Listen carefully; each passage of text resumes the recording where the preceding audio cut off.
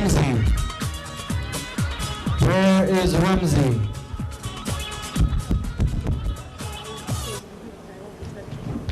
Ramsey, please come to the sound booth.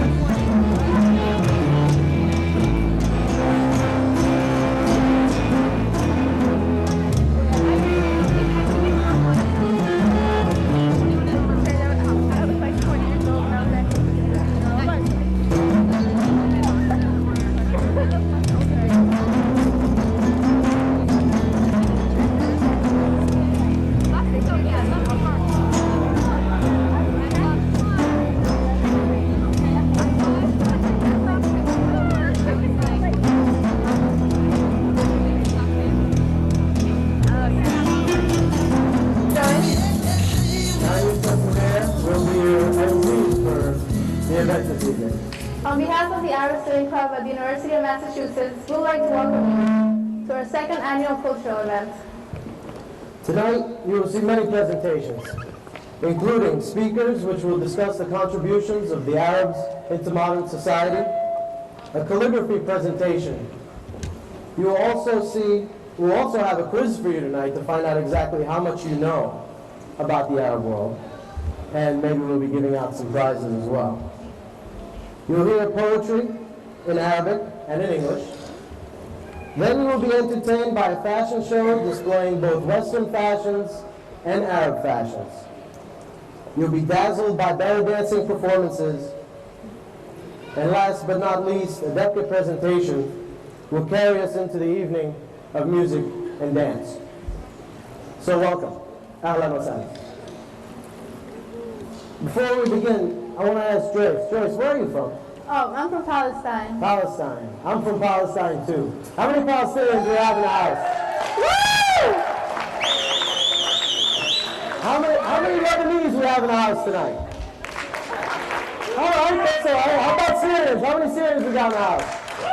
Yeah, all right, Jordanians? Oh, come on. All right, let's get a round of applause. Jordan, come on. Come on. Come on, there you go. Comoros. Yeah. Egypt. Hey! مصر ايه الدنيا. Saudi Arabia. Anybody? Yeah. Yeah.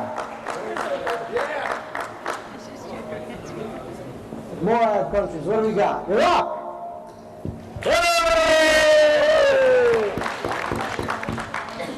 What else? What other Arab countries we got? Israel. Who said that? Yeah. Right. So how many people do we have here who are not Arabs?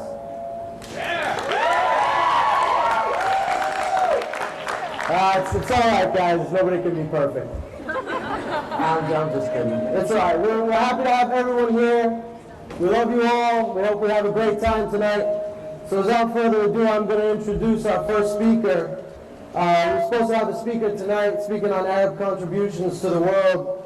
Professor Karen Pfeiffer from Smith College. She called us a few hours ago, had a family emergency, and is not going to be able to make it. Our thoughts are with her and her family right now. So to deliver the speech tonight on contributions to the Arab world is the president of the Arab Students Club at the University of Massachusetts, and coincidentally, UMass's most eligible bachelor. So ladies, pay attention, Anis Siraj.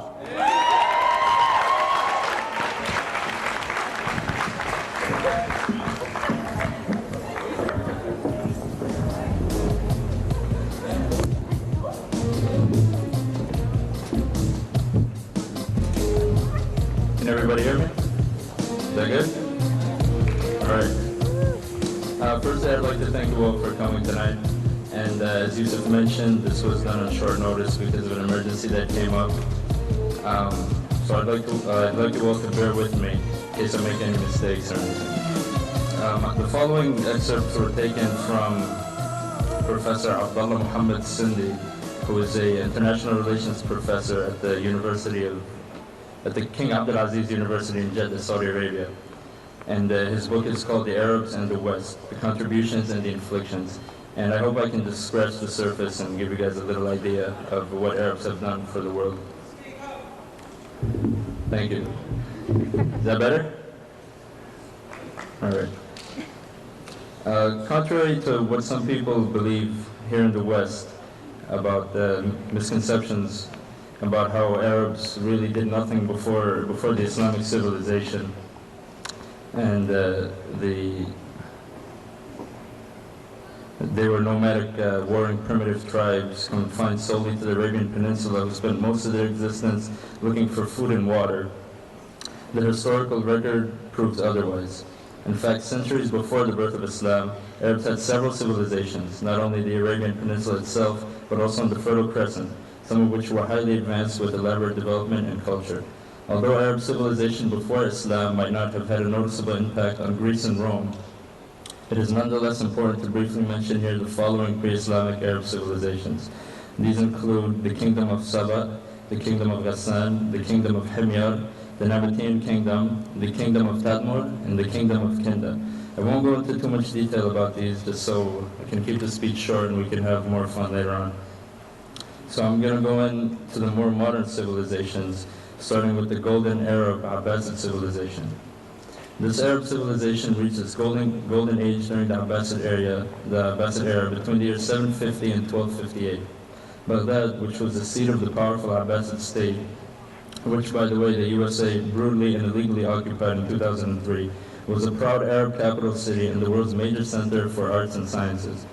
Abbasid Baghdad was not only the largest city in the world in size, but was also the world's most crowded city, containing about 2 million people. During its heyday, Baghdad was the center and the richest and most powerful city in the entire world. It contained two of the world's oldest and greatest universities, the Nizamiya and the Mustansiriya. Baghdad was also the seat of the legendary Bayt al-Hikmah, or the House of Wisdom, the most widely respected think tank and major research center in all of the vast Abbasid Empire. From it came various important translations of Greek and earlier non-Arabic scientific manuscripts, major breakthroughs in major scientific artistic fields, and different discoveries in various scientific fields that enriched Arab civilization and in turn benefited the West and the rest of the world. Moreover, Baghdad had many banks where the world's first checking accounts were established, with various branches all over the world, as far as China. An enormous free general public hospital, 1,000 physicians, many pharmacies, a large number of schools and higher institutions of learning, a very well-organized postal service, countless libraries and bookstores, an excellent water supply system, a comprehensive sewage system, and a great paper mill. Even though paper was invented in China, it was the Arabs who introduced it to the West. The Europeans, who up to the 12th century used only parchment for writing, learned for the first time the art of manufacturing paper from straw after the brutal Crusaders invaded the Arab world. Among the great Arab inventions was the clock. Some Arab clocks had their timepieces moved by water, others by burning candles, and yet others by mercury. A beautiful Arab water clock, in fact, was given in 807 as a gift by the great Arab Abbasid Caliph Harun al-Rashid to the French king Charlemagne, who was extremely impressed by it. After that empire, we have the glorious Arab Andalusian civilization, which was in Europe. While most Westerners of the Dark Ages lived in filth, poverty, and ignorance, the Arabs had a brilliant civilization in Andalusia, Europe's Iberian Peninsula, from the year 711, when Tariq ibn Ziyad landed with his Arab conquering army at Gibraltar, to the year 1492, when the Arab presence in Europe ended. Andalusia was the most enlightened, civilized, racially and religiously tolerant place in all of the West. As early as the 10th century, the Arab Andalusian capital, Cordoba, was a magnificent metropolitan center of progress. The pride of the Arabs in Europe, Cordoba, had 500,000 people living in it at a time when no European could claim the same.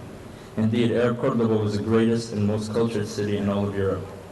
Arab Cordoba was truly the jewel of the entire world, in contrast to the dust and mud which would remain familiar features of the streets of London and Paris for 7 centuries to come.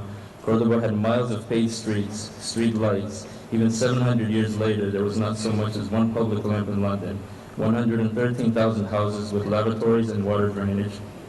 Even poor houses had them, something which was not found at the time in most other European cities.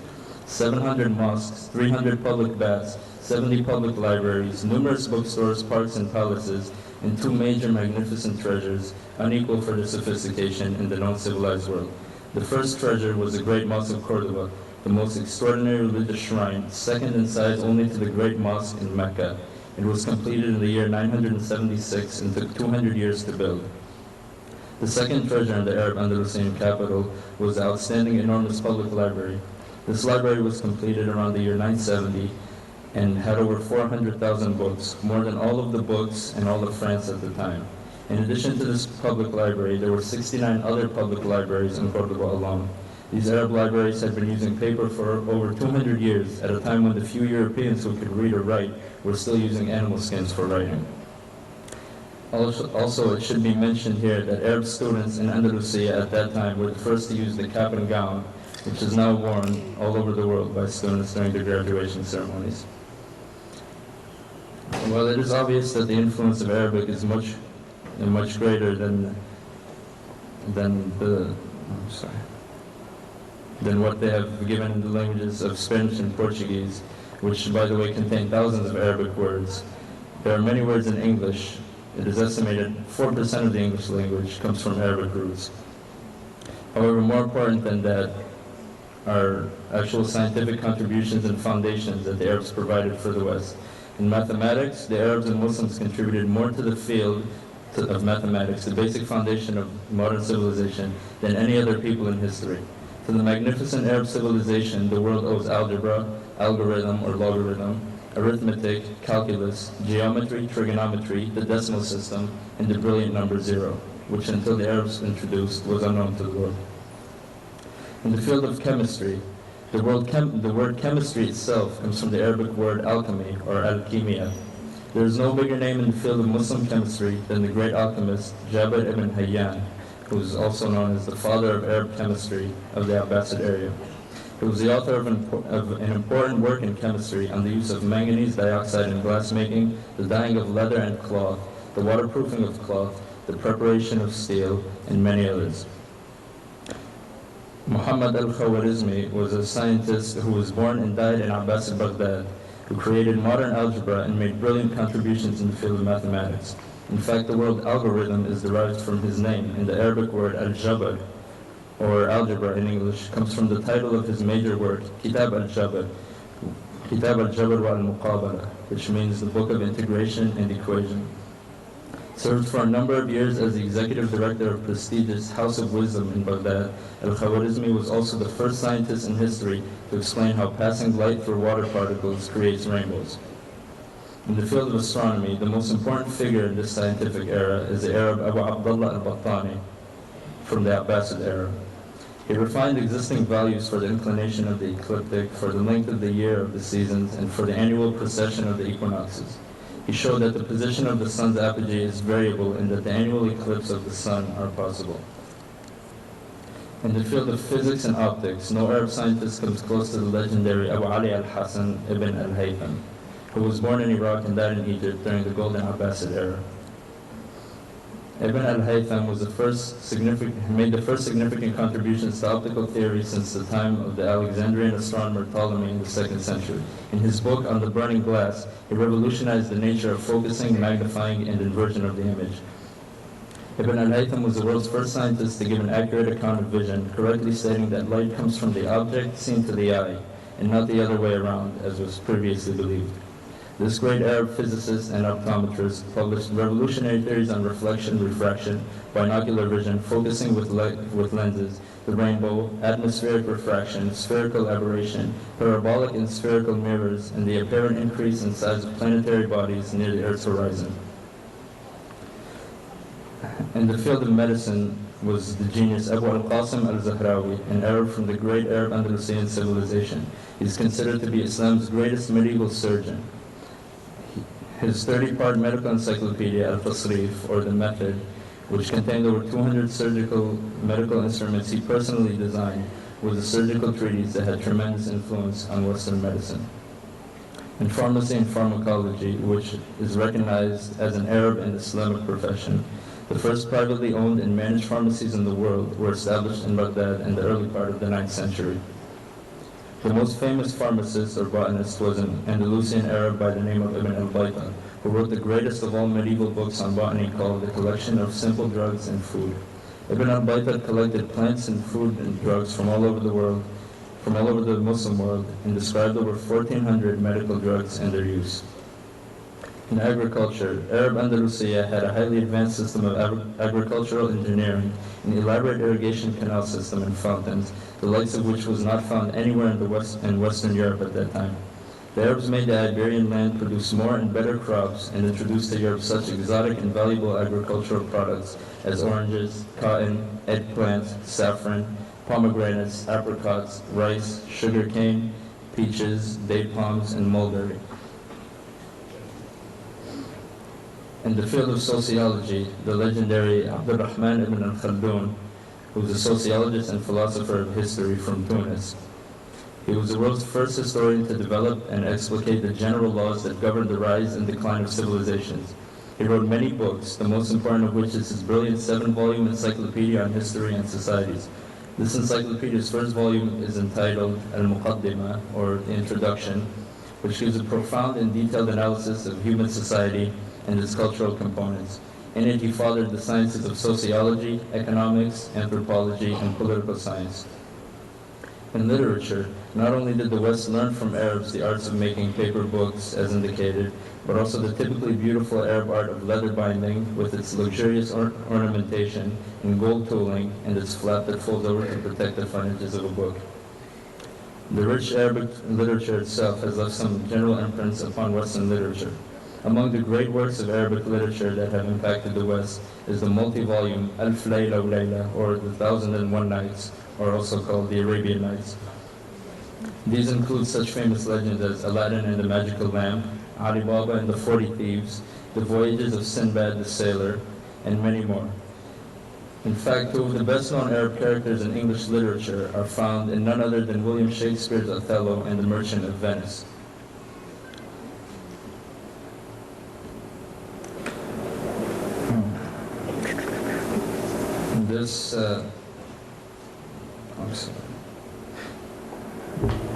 Arabs have also played important roles in art, music, metaphysics, and in many other aspects that come in contact with us in our everyday lives. I hope by giving you this short speech, I have given you a glimpse of what Arabs have contributed to the modern world and to Western civilization. And right now I'd like to just give a short quiz to you who are paying attention. A couple of these questions, the answers were mentioned in the speech, a couple of them weren't. So we'll see who really knows this stuff. First question, how many countries can Arabs trace their roots to? I'm sorry, you don't count. Somebody who's not from the club. Can somebody raise their hand, please? All right. You want to come get your prize? I got a prize for you.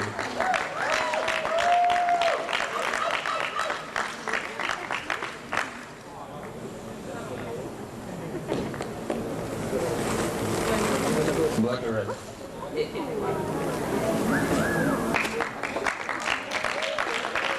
All right, next question. Which of the following foods was not introduced by Arabs? Oranges, rice, strawberries, or corn? Wait, you guys gotta raise your hands. She raised her hand first, so come get your prize.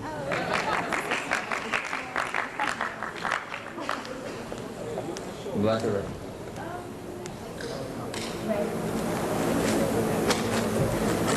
Next question. Which of the following words does not have Arabic roots? Alcohol, candy, sofa, or potato? Raise your hand. Wasim, I think that's your one. Huh? Sofa? I'm sorry, you're wrong. Yeah, you. I'm sorry. Potato. Potato? You're right.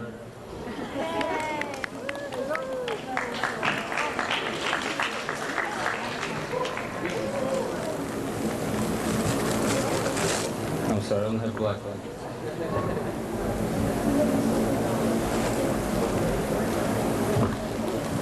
Next question. What does the term Semitic refer to? A religious group, a language group, a nationality, or none of the above? You're right.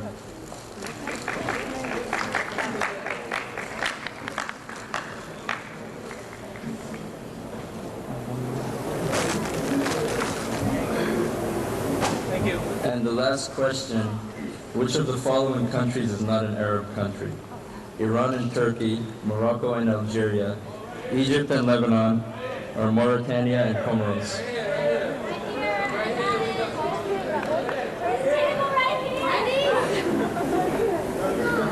You're right.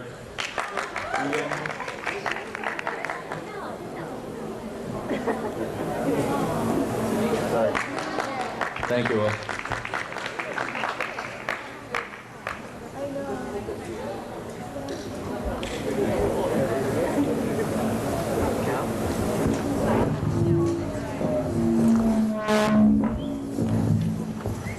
Thank you, Anis. I would also like, okay, round of applause for Anise.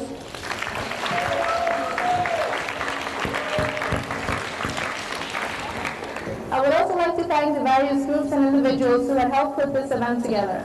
I would like to start off by thanking the Student Affairs Cultural Enrichment Fund for giving us a grant, the Student Activity Center for helping us and giving us advice, catering services for going above and beyond to provide us with this traditional Middle Eastern dinner, to Nick Manning for sound and music, to Ben for security, and to all the individuals who have put their time and effort into helping us make this event possible.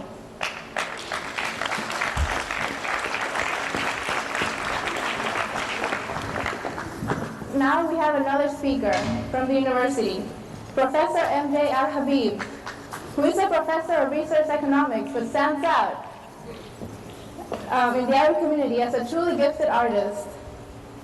Professor Al-Habib will now talk to us about calligraphy, a traditional form of artistic Arabic writing. Everybody please put your hands together for Professor M.J. Al-Habib.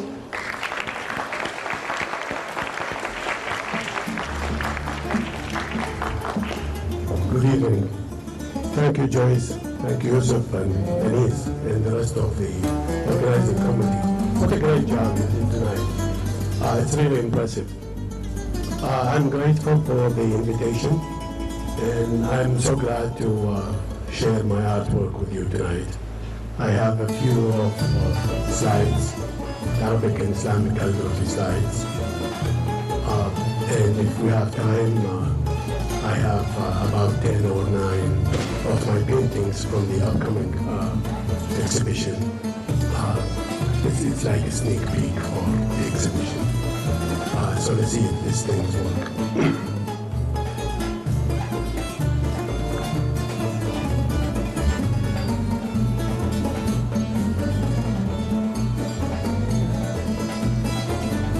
I have been praying that the equipment work. I have not used them before, and my colleagues use them in class, and I've been told frightening stories of how they embarrass people.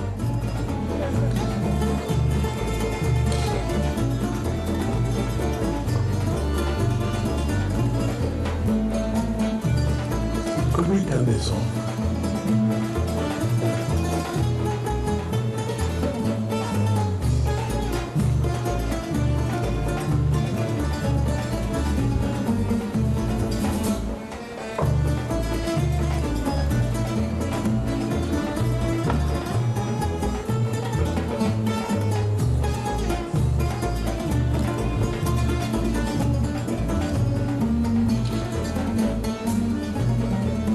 This is وإن جنحوا للسلم فاجنح لها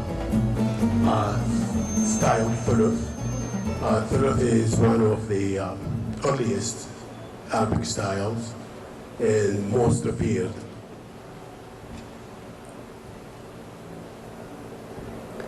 This is also a thuluth style, Ya Rahman, Ya Rahim.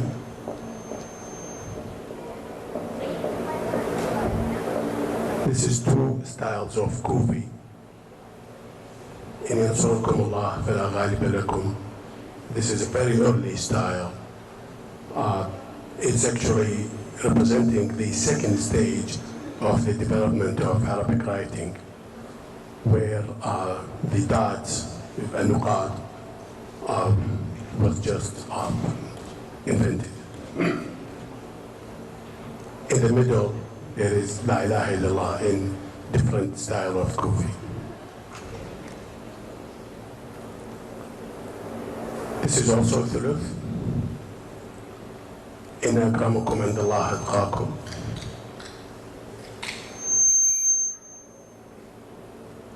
This is Kufi again.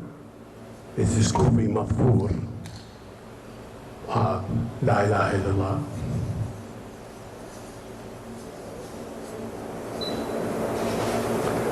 This is تعليق. لا يغير الله ما بقوم حتى يغيروا ما بأنفسهم.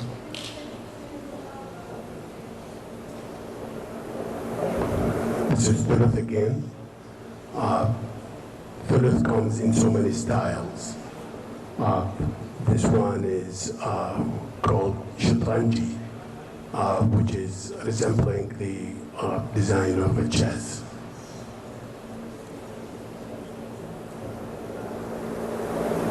إن هذا القرآن يهدي للتي هي أقوى. This is Diwani. واعتصموا بحبل الله جميعا ولا تفرقوا.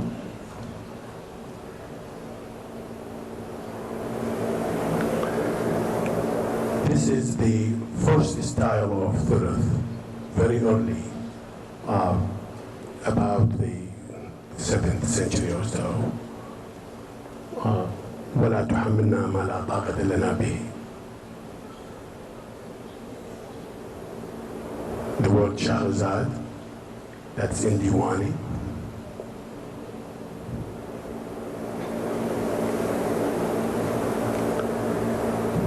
The piece that you saw before in Akramakum and Allah Atqakum is being repeated 6 times here. So that's a different design of the same piece.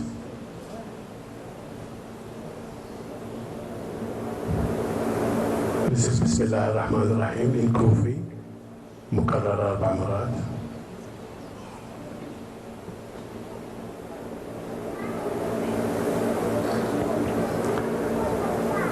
This is also a repetition 4 times of ولا تزر وازرة وزر أخرى.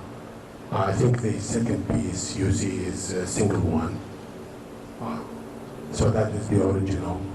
And back, it's repeated in a different design.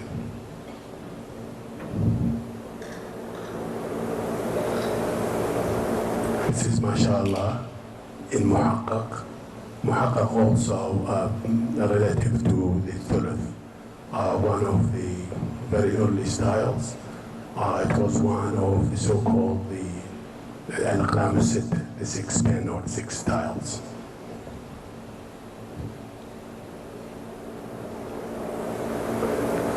This is Jelly Diwani. والله غالب على أمره ولكن أكثر الناس لا يعلمون. The second line is in Naskh. I don't have a lot of Naskh. Naskh is a great style, but it has become the common style for common writing.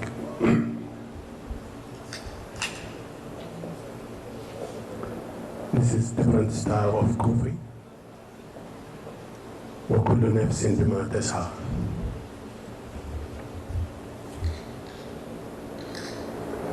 This is also a Jelly Diwani. وإذا حكمتم بين الناس أن تحكموا بالعدل.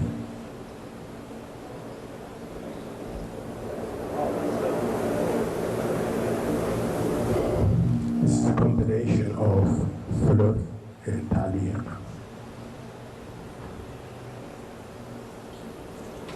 إنه لقرآن كريم في كتاب مكنون لا يمسه إلا المطهرون.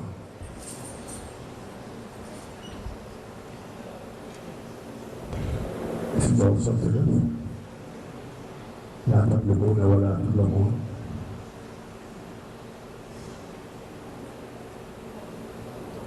This is the second Muhaqqaq. بسم الله الرحمن الرحيم مقررة.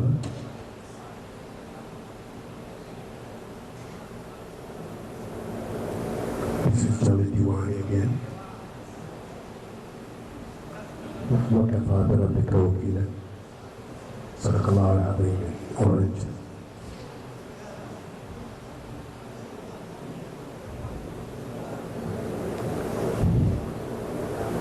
Two different styles of Kufi. Bismillah ar-Rahman ar-Rahim in the Kufi. Mafur wa Mazhur at the same time. Alhamdulillah Rabbil Alameen in the squares above, that is square Kufi, Kufi Murabba.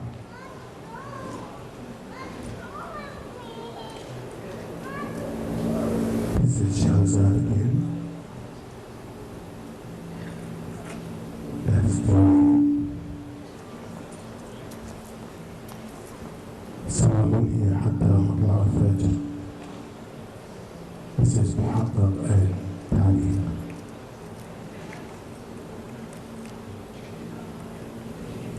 This is the name of Mr. Becker, one of my friends who have an art gallery in Germany.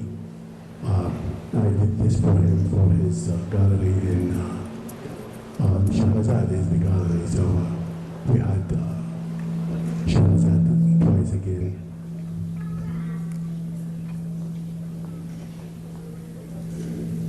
This is John Fulani. إن الله لا يغير ما بقوم حتى يغيروا ما بأنفسهم. بسم الله الرحمن الرحيم. Unfortunately, it's not clear. It's in Diwani on top.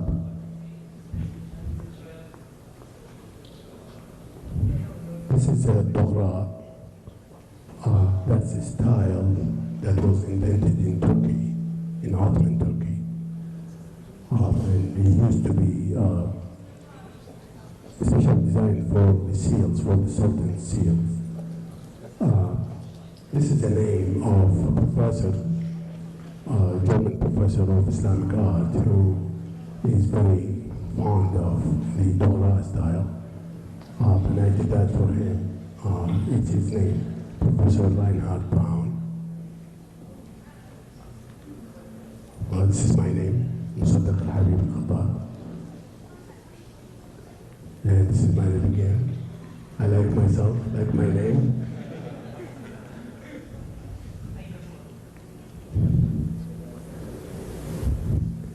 I believe that's all I have for biography. Wait. I want to go with poem. It's okay? All right. Let me show you those few paintings. Are we done? Do you want to see the painting or not? Okay, then turn the light off.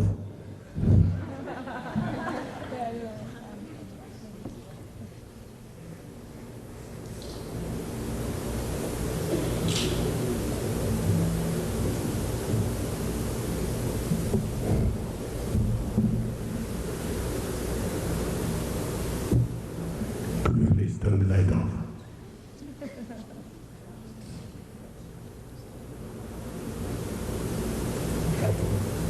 That one is blinding me.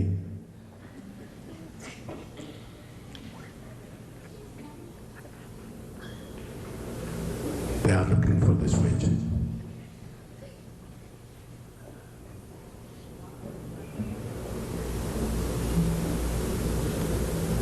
Okay.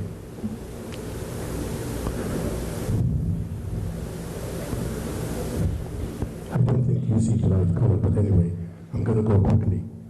Okay, 2, 3, 4, 5. This is a calendar I did several years ago in a Syrian calendar. So these are the Syrian characters.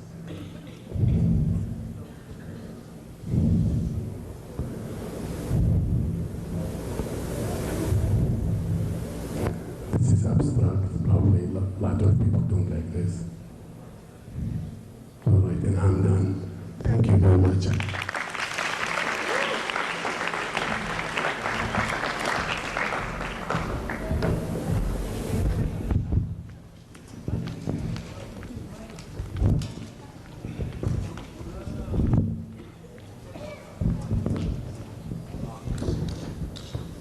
It's terrible when your mic falls off when you're walking up the steps. It's really bad. Anyway, can we get the lights back on, please? Yes? No? Great. Anyway, I want to thank very much Professor Al-Habib one more time if we can get a round of applause for Professor Al-Habib. The work he does is really amazing, and the slides don't nearly do justice to the work in it. I was fortunate enough to get a chance to see at the New Africa House a few semesters ago. If you ever get a chance to see his paintings on display, they really are fascinating. And It is really unfortunate that art is part of our culture, our Arab culture, that is not often exposed. And Professor Al-Habib does a wonderful job of bringing that back to everybody. So thanks again to Professor Al-Habib. We're going to move on now to our next presentation. We're going to have a poetry presentation right now. We're going to have poetry readings that were originally written by Khalil Gibran. But before we go into that, I just want to say something about the Arab Students Club so you guys get an idea. The Arab Students Club is here at the University of Massachusetts. We have many, many members, and we are an active organization, as you can see. And with your help and support, we hope to continue to be active and continue to put events on and share our culture and spread the information about our background to others around here at the university and our community. We've had a few events already, and we have a few coming up, so I just want to let you know about them. Coming up on November 1st, we have Hussein Ibish, who is coming to speak on a panel and event that the Arab Students Club is co-sponsoring. We'd like to see as many of you there as possible. As well, on November 16th, we're co-sponsoring an event that is bringing students from the West Bank to speak on education under occupation, and we would love to see you there as well. Keep looking forward to events to come. So now back to Khalil Gibran. Khalil Gibran is a Lebanese-American poet. All right, Lebanese-American poet. Give him a round of applause. Get it all out. Get it all out. Good. Yes, Khalil Gibran was a Lebanese-American poet. He wrote both in, He wrote both in Arabic and in English. Some of his most famous work was done in English, and he is frequently alluded to in literature in both Arabic and English. In fact, some of the most famous phrases in American history, like "ask not what your country can do for you, but ask what you can do for your country," which was said by a president who came from this very state, was originally taken from the Lebanese-American poet Gibran Khalil Gibran. So without further ado, I'd like to introduce a ASC member, our very own George Baroud, who will read for us a selection of poetry in English and in Arabic from Khalil Gibran. Put your hands together, George Baroud.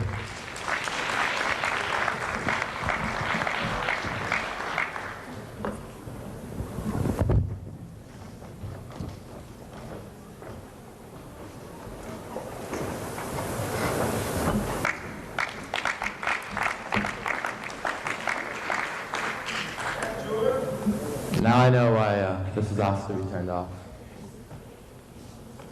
Bit of a reindeer effect. Thank you, Yusuf, for the introduction. That leaves out everything I was going to say. I think one interesting fact about Gibran is he's actually an immigrant to the Boston area, and he moved in times not unlike our own. I'm going to read two poems for you, one in Arabic, one in English. And the first is going to be from the Prophet. It's on education, which I think is suitable being in a university. And the second poem is a poem very dear to me. I can very much relate to it, I think. And he wrote that in English. And I think it reveals how much of a prophet he himself was, just like the prophet in his literature. I want to thank Kareem for helping me with the Arabic. I haven't read Arabic in a really long time. So I hope you'll excuse any mistakes I make in the reading. ثم قال له معلم هات لنا كلمة في التعليم فقال ما من رجل يستطيع أن يعلن لكم شيئا غير ما هو مستقر في فجر معرفتكم وأنتم غافلون عنها.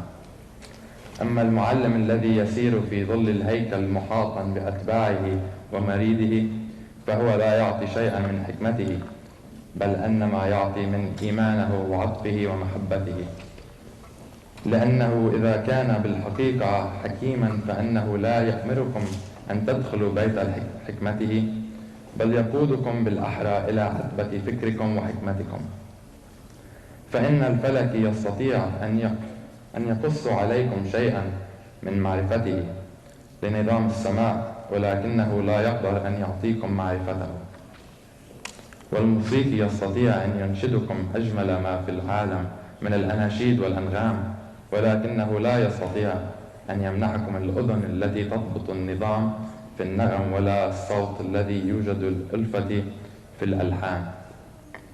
والرياضي النابغ في ضبط الأرقام يستطيع أن يوضح لكم عدد الموازين والمقاييس وخصائص كل منها، ولكنه لا يستطيع أن يمنحكم معرفته، لأن الوحي الذي يهبط على رجل مالا يعير جناحيه لغيره. وكما أن لكل منكم مقاما منفردا في معرفته لله إياه، هكذا يجب عليه أن يكون منفردا في معرفته لله وفي إدراكه لأسرار الأرض.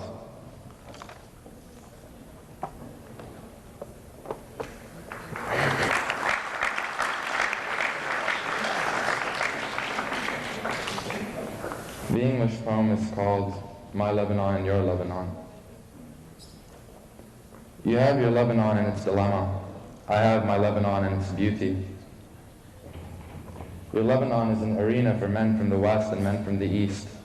My Lebanon is a flock of birds fluttering in the early morning, as shepherds lead their sheep into the meadow, and rising in the evening as farmers return from their fields and vineyards. You have your Lebanon and its people. I have my Lebanon and its people. Yours are those whose souls are born in the hospitals of the West. They are as a ship without a rudder, or sail upon a raging sea. They are strong and eloquent among themselves, but weak and dumb among Europeans. They are brave, the liberators and the reformers, but only in their own area. They are cowards, always led back by the Europeans. They are those who croak like frogs, boasting that they have rid themselves of their ancient tyrannical enemy. But the truth of the matter is that this tyrannical enemy still hides within their own souls. They are the slaves for whom time has exchanged rusty chains for shiny ones, so that they thought themselves free. These are the children of your Lebanon. Is there anyone among them who represents the strength of the towering rocks of Lebanon, the purity of its waters, or the fragrance of its air? Who among them vouchsafes to say, when I die I leave my country little better than when I was born? Who among them dare say, my life was a drop of blood in the veins of Lebanon, a tear in her eyes or a smile upon her lips? Those are the children of your Lebanon. They are, in your estimation, great, but insignificant in my estimation. Let me tell you who are the children of my Lebanon. They are the farmers who would turn the fallow field into garden and grove. They are the shepherds who lead their flocks through the valleys to be fattened for your table meat and your woolens. They are the vine pressers who press the grape to wine and to boil it to syrup. They are the parents who tend their nurseries, the mothers who spin the silken yarn. They are the husbands who harvest the wheat and the wives who gather the sheaves. They are the builders, the potters, the weavers, and the bell casters. They are the poets who pour their souls into new cups. They are those who migrate with nothing but courage in their hearts and strength in their arms, but who return with wealth in their hands and a wreath of glory upon their heads.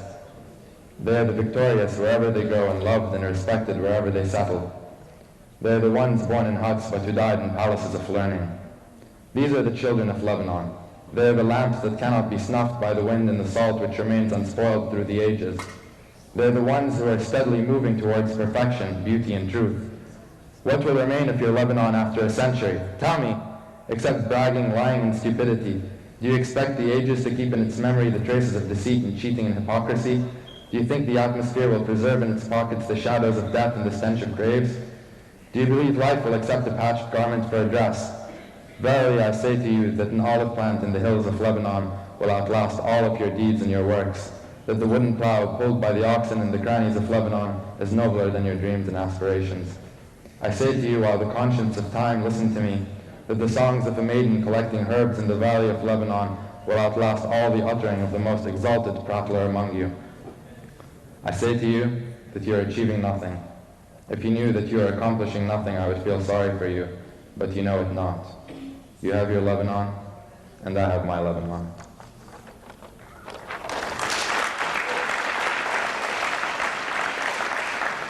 Thank you, everybody.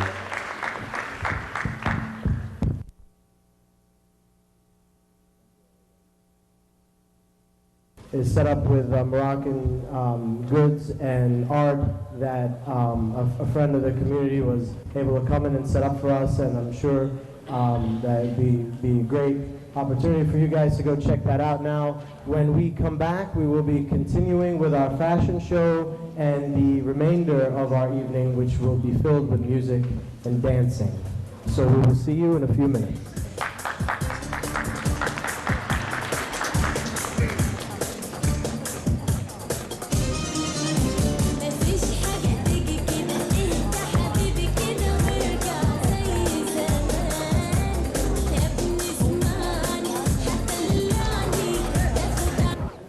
You can start getting together and taking seats. We're going to proceed with our program for the evening. And we're going to kick it off in a few moments, once everybody gets settled down, with our fashion show presentation. Our fashion show presentation will feature traditional Arab dress, as well as some of the flyest Western fashions. So in a few moments we will begin.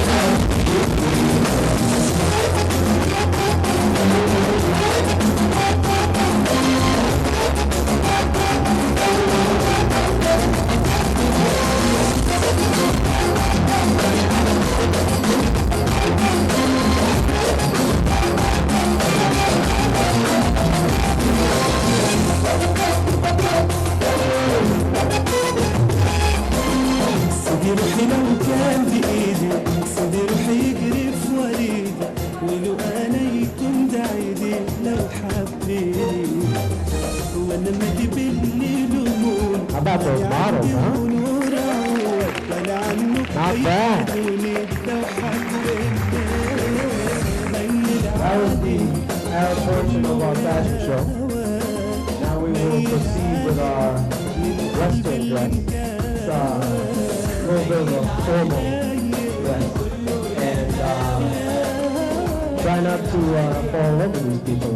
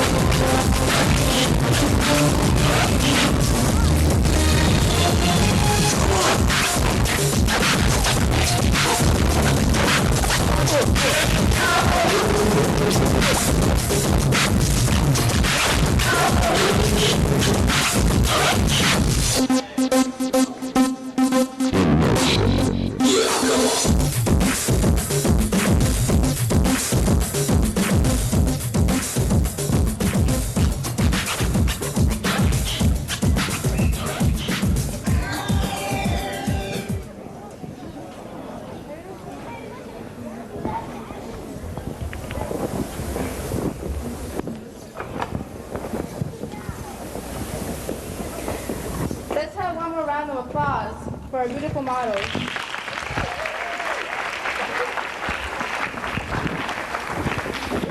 Now we have a real treat for you. Sweeter than vanilla and more fluid than olive oil.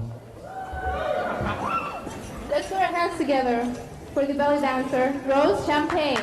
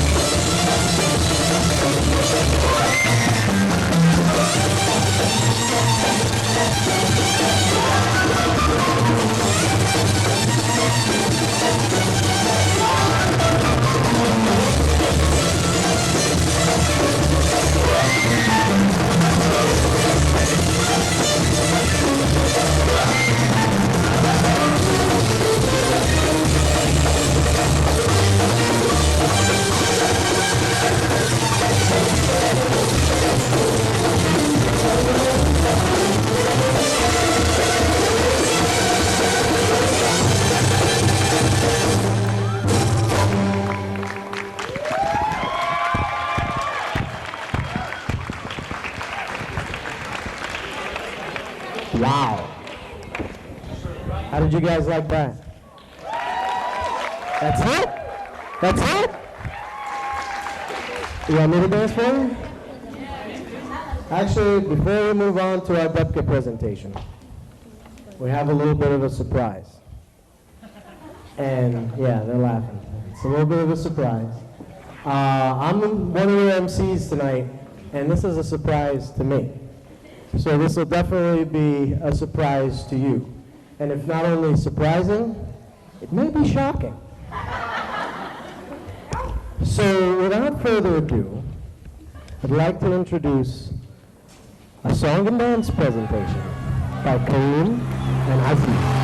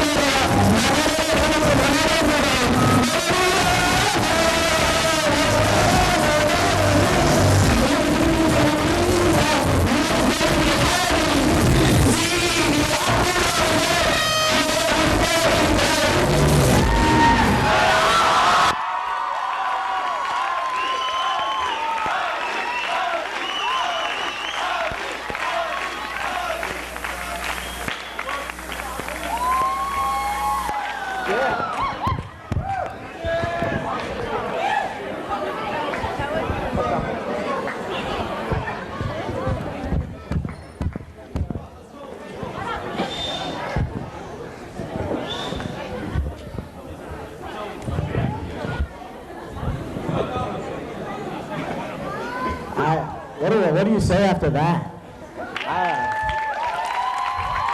Give it up for Aziz and Kareem. Wow. Hey, left me speechless. I don't know. Shocking. Right, so now we're going to move on to our last presentation for the evening. This is a Debka presentation. Debka is traditional Arab line dancing. And our Arab Student Club dance troupe will be performing for you. Here they come right now. Let's welcome them on with a big round of applause. Just before we begin, if I could ask anyone who's near the dance floor, any of the little kids who are near the dance floor, if you could be careful. I don't want anyone getting stomped on or kicked. We do a lot of that. Let's not talk about that. So, a big round of applause to welcome on the Arab Students Club, the Debka Group.